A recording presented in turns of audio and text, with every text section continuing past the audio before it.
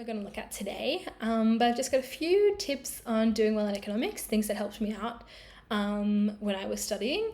So some general questions people ask is, how should you approach HSC economics exam for each section? Tips and suggestions. Now, I had quite a different approach to my economics exam than everybody else in my class, at least.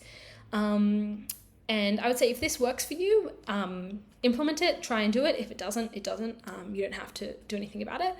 I did my economics exam out of order. So I started with one of the essays. I picked whichever of the two essays I thought was harder, and I started with that. Wrote that essay, then did my multiple choice, then did the second essay, and then did my short answer. The reason for this being is that my hand at the end of an essay was always sore. And I was thinking to myself, like, how can I sort of, stop my hand from being sore throughout my exam? Like, you've got to be, with economics, you're pretty much writing for 3 hours.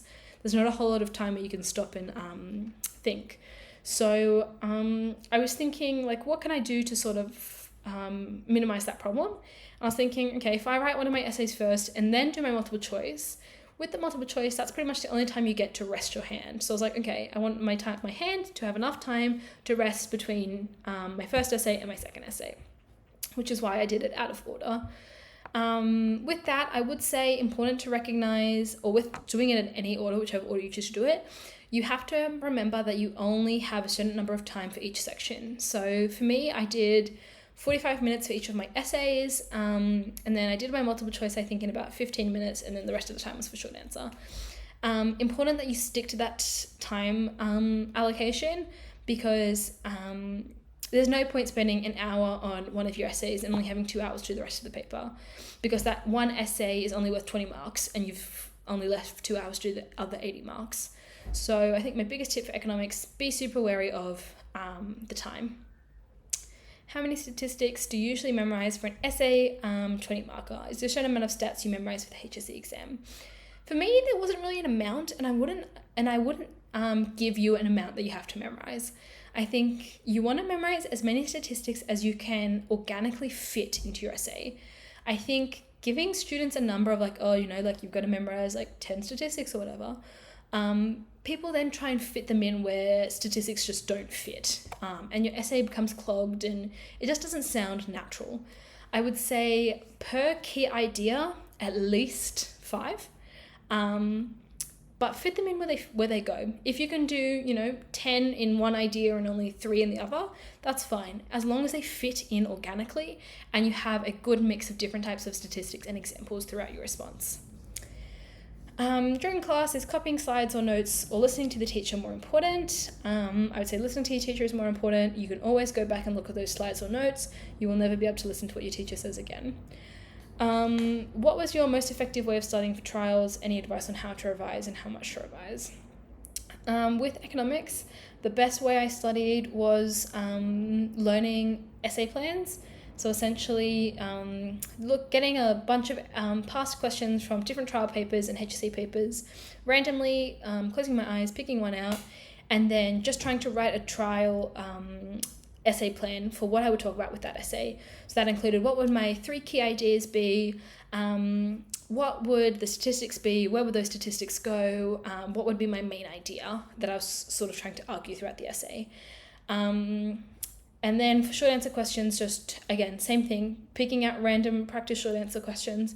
Key word here being random. You don't want to know what they are, and don't, bias them towards one topic or another. Picking out random questions and then trying to answer them. Then if you don't know the answer, or say you don't know what are the details you'd put in your essay, then I would go back, look at my notes, beef it up a little bit, write down what I didn't remember on a flashcard and learn those flashcards as well. And then my study throughout the year was actually quite similar to that. I think it's super important with economics that you start getting ahead of those essay plans now so they don't pile up. Because if you start doing maybe one essay plan a week, then by the time trials comes around, you're going to have heaps and heaps of essay plans you can look back on, so no question is going to surprise you. Rather, if you try and wait until trials come around to then start thinking about your essay plans, you're going to feel really overwhelmed, because essentially they can ask you a question on pretty much anything that you've learnt, and you have to be able to write an entire essay about it. So get ahead of those essay plans now. Economics essays are quite unique. So, for example, this question: for an economy other than Australia, discuss and evaluate the strategies used to promote economic growth and development. Economics essays are quite unique in that you're not particularly arguing anything. Like, you're going to have a main idea that talks about, these strategies were effective or these strategies were ineffective or whatever, but you're not particularly trying to argue it the way you're arguing an English essay. So you definitely want to have key ideas that flow throughout your entire essay, but it's less of an argument, more of a discussion, because it's okay to talk about this is effective, this wasn't, this wasn't, that kind of thing.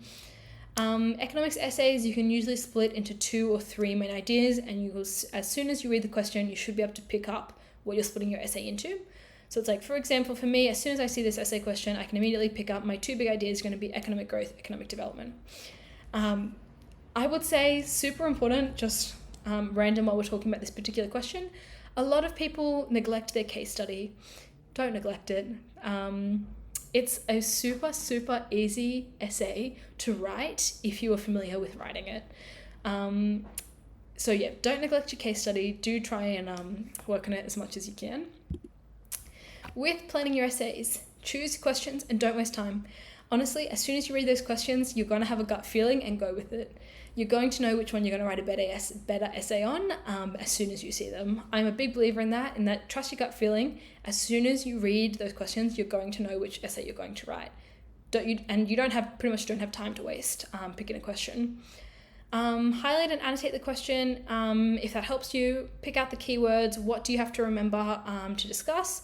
And what are your directive verbs? Are you trying to discuss it? So do you need to point out pros and cons?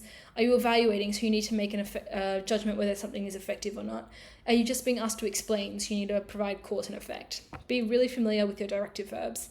And then if you like to plan your essays, actually physically write them down in your exams, brain dump. Literally write down every single thing you can think about, concept, graph, statistic. Doesn't have to be actually explaining anything, just dot points of things that you want to include in your essay, and you can sort of tick them off as you go.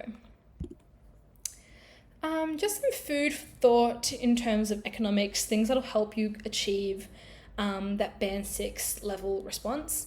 Think about short-term and long-term effects with everything you do. Never only talk about short-term, never only talk about long-term. Short and long-term effects for everything you do.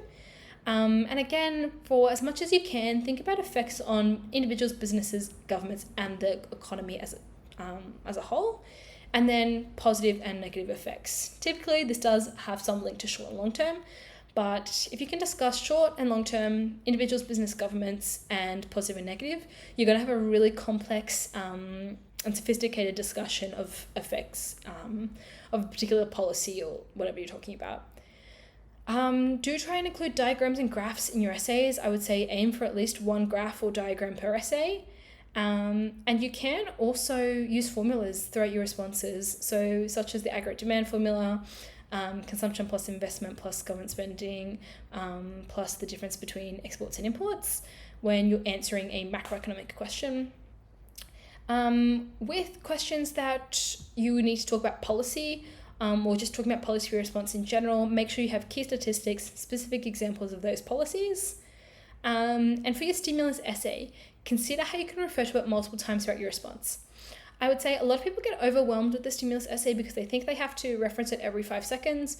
You don't. You just have to reference it a few times throughout your essay. It's just there to be used as another example that you can include to strengthen your discussion. Okay, you don't have to talk about it every 5 seconds.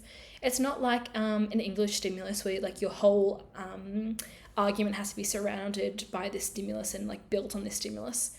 In economics, those stimuluses are just meant to be pieces of information that you can include throughout the response. I would say do include it a few times, different bits and pieces of the stimuluses. They are usually quite long, so there's a lot to unpack there. And then always thinking about what do the key terms require of you. General tips. Make sure you read all the questions in the reading time. Start backwards. Big. I cannot stress it enough, start backwards. Read the essay questions first, pick your essays, then your short answers, then your multiple choice. I am a big believer that you should not do your multiple choice in the reading time. I think you overthink things too much if you spend too much time thinking about them. So if anything, in your reading time, think about your essays rather than your multiple choice. But yeah, do make sure you pick which essays you're going to do. Like I said before, never spend too much time on one section. It's not worth it. You've got to remember that your sections usually, other than short answer, are all worth 20 marks. So multiple choice is worth just as much as one of your essays is, okay? So super important to remember not to spend too much time on one section and to be very, very wary of how much time has passed in your exam. So watch the clock. Something to include, watch your handwriting. Now, a lot of people think that your handwriting doesn't matter. And for the most part, it doesn't. But if they can't read your handwriting, they can't mark it. So make sure your handwriting is always legible. If you read back on something and you don't even understand what it says, rewrite it, because they can't mark what they can't see. Always make sure you're including your stats, current economic conditions, know your syllabus, do your essay plans throughout the year. And if it helps you, plan your essays in the first 5 minutes of the exam, unless you're like me and you just do the essay in the first part of the exam. But yeah, otherwise I would say write down what you're thinking about the essays before you begin.